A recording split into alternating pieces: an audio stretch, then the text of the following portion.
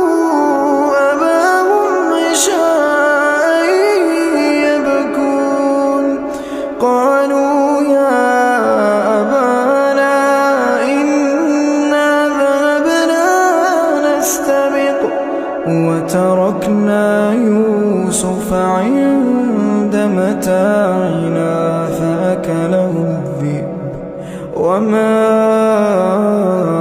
أنت بمؤمن لنا ولو كنا صادقين وجاءوا على قميصه بدم كذب